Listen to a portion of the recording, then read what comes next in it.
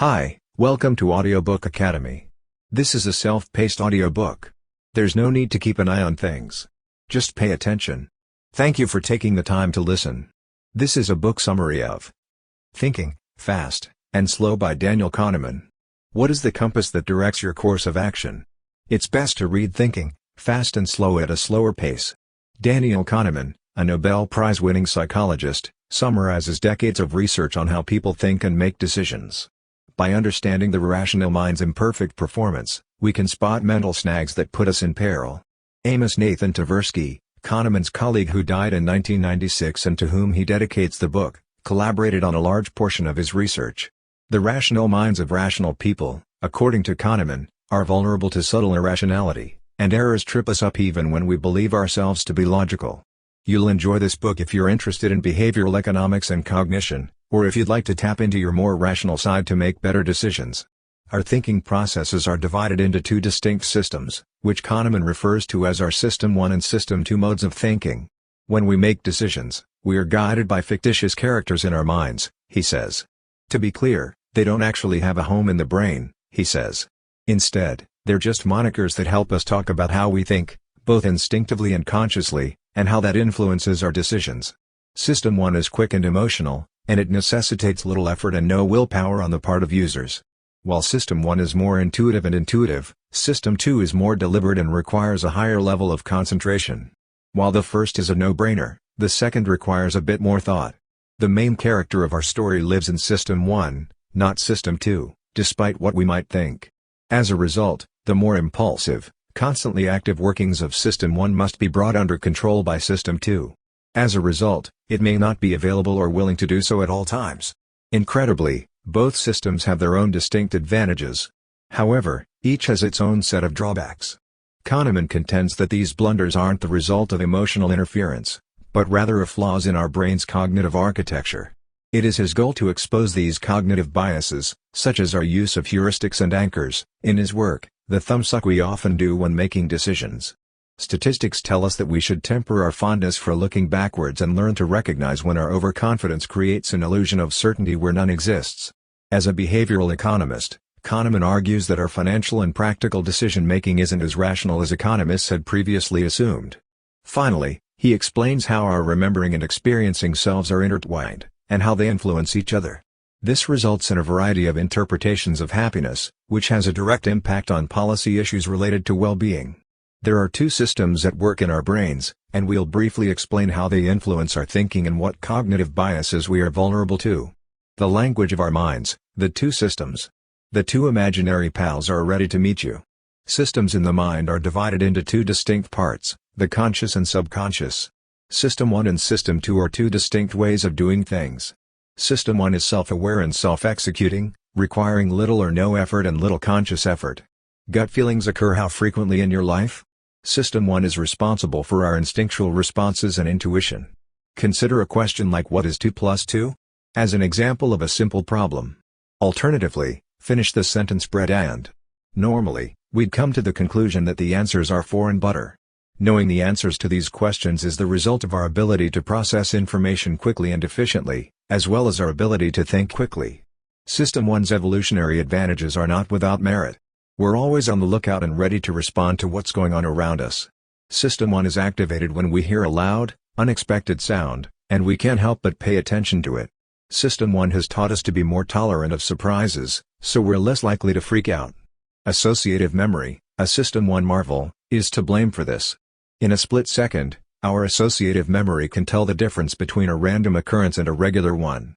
In addition, it gives us a glimpse into what may be coming our way, allowing us to act swiftly. Learning and practicing associative memory is a lifelong endeavor. Our intuitive judgments and decisions become more accurate the more skills we have. After just a few minutes of interaction with the patient, an experienced doctor can often make a correct diagnosis. This ability to analyze the board in seconds and intuitively know what to do next comes from master chess players. Skills are situational, and life isn't a game of chess. Despite its speed, System 1 is not always reliable. Sadly, it doesn't tell us when it gets things wrong, and that's a problem. System 2 has arrived. System 2, on the other hand, is the more analytical part of our brain. Problems such as 17 by 24 trigger System 2, which is activated faster than System 1 when two numbers are added. That's 408 if you don't mind a little mental strain. Unlike System 1, this type of thinking and problem solving is more difficult and necessitates a higher level of awareness. Even though System 2 is the more demanding, it can also be a bit lazier than System 1. In what ways are these systems interconnected? As a supporting character, System 2 is convinced that it is playing the lead role. This is a major drawback, as we spend the majority of our time in System 1 mode. System 1, on the other hand, isn't perfect, it's a bit quirky and prone to errors. Let's see how our System 1 and 2 work in action by tackling this issue. The cost of a bat and a ball is $1.10. The ball is $1 less expensive than the bat. I want to know how much the ball costs. Probably the majority of us guessed 10 cents. If you did, your quick-thinking System 1 has duped you. Because the sum $1.10 divides naturally into a unit of $1 and a unit of 10, we tend to think it's 10. To put it another way, 10 cents makes perfect sense. Slowing down and calling on System 2, as well as doing some math, will help us discover where we went wrong. The bat costs $1.10, so the total costs $1.20 if the ball costs 10 cents. As a result, the correct response is 5 cents. Because it prefers the least amount of effort, our brain prefers System 1 over System 2. In contrast, however, our two friends work in tandem, with System 1 running automatically and System 2 operating in a low-effort state. System 2's slower thinking is only activated when we are confronted with something unexpected or when we are under mental stress. When it comes to alerting System 1 when things go awry, System 2 isn't always on the ball, as we saw in the bat and ball puzzle. The problem is that System 1's quick responses are impressive, but they aren't always accurate. Because System 2 isn't always there to make us pause and reflect, we don't realize that they haven't worked in tandem until it is too late to change anything. Investigate some of System 1's shortcomings and inconsistencies, such as the use of heuristics and flawed statistical thinking. We're prone to priming because we're always on autopilot. Let's take a look at how our minds are predisposed to think in certain ways in order to understand priming. How would you fill in the blank if you were given S, O, P, and a portion of the word? There's a lot to consider. Before being asked to fill in the blank, what if you were instructed to think of the word eat? The word soup might be what you're looking for. While the word eat conjures up images of food, shower does the same. Priming is the term for this. Priming has been shown to influence our actions and emotions, according to memory studies. As part of an intriguing experiment, New York University psychologist John Barg assigned two groups of undergraduates to assemble 4-word sentences from a total of 5 different words.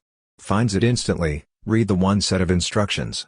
Scrambled sentences with words associated with the elderly, such as Florida, forgetful, bald, gray, and wrinkled, were given to the other students. When the young participants have completed this task, they were taken to another location down the hall to take part in yet another experiment. The experiment hinged on a short walk. Each group of students was tracked as they made their way from one end of the corridor to the other. Barg had predicted that the younger students who used words with an older connotation in their sentences would move more slowly down the hall. Slowness had been conditioned by the use of words like old and senior. Anchoring becomes necessary as a result of priming. The following activity is designed to help you learn about priming and anchoring. Was Gandhi over or under the age of 95 when he died? In what year did Gandhi die? What age range did you come up with? You may have guessed Gandhi was older because of the number 95, but he was actually 78 years old. What if we asked, was Gandhi more or less than 40 years old when he died? You might be inclined to think Gandhi died at a younger age. We can see from this example that our feelings are first primed and then solidified through the process of anchoring. The dynamics of anchoring are a lot more complicated than you might think. Money-related transactions, such as determining the amount of a property's asking price and deciding how much we donate to a cause, are particularly susceptible to anchoring effects. If you're like most people, you've been swayed by price anchoring when you're in a store. Much more than you care to admit. Once you've seen how easily our thoughts and actions can be influenced by outside forces, it's time to look at how easily we make snap judgments. We frequently draw conclusions based on scant evidence. What you see is all there is, or WYSIATI, is the acronym for the phrase. They didn't want more information that might ruin their story, can be interpreted this way. For those unfamiliar with this term, it means to act as if there is no additional information, and not to pause to consider what we might be overlooking. We tell the best story we can with the information we have at our disposal. Overconfidence, framing, and base rate neglect are all consequences of WYSIATI. Overconfidence, for example, is the belief that our actions have a greater impact on the course of events than they actually do. It is at this point that we begin to make mistakes and form incorrect opinions about others. Another example is hindsight bias. Afterward, we believe that the outcome was clearer than we first thought. Because of this, we unfairly judge people based on information that was unavailable at the time. Hindsight bias can be seen in the CIA's harsh criticism of the agency for not foreseeing the 9/11 terrorist attacks. Because hindsight bias increases our confidence in predicting the future, it is a problem. The use of framing, low-level neglect, and premature inference. As a general rule, we find it more appealing to be told that something is 90% fat-free than to be told it contains 10% fat. Although we are aware of other frames, we prefer the first one and stick to our formulation. Base rate neglect is another way in which we form our opinions. The following example illustrates base rate neglect. As far as I know, Steve doesn't care about people or the real world. He's a quiet and meticulous person who craves order and structure, and a love of meticulousness. Is Steve more likely to work as a librarian or a farmer in your opinion? If we were to follow cultural norms, we would likely see Steve as a librarian. In the United States, there are more than 20 male farmers for every one male librarian, a practice known as base rate neglect. The halo effect and confirmation bias are two other System 1 cognitive biases that cloud judgment. Consider a situation in which you meet someone at a party and immediately like them. It's possible in the future that you'll approach them about making a donation. The more positive impression you have of them, the more likely you are to expect them to be generous.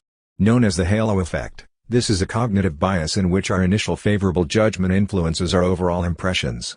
When we know very little about a person, we are more likely to like or dislike them than we are to like or dislike them. Our minds take shortcuts when making judgments in other ways, too. In other words, does Kahneman want to know if James is friendly? Since our minds subconsciously confirm what has been suggested, we're more likely to conclude that James is friendly rather than unfriendly here.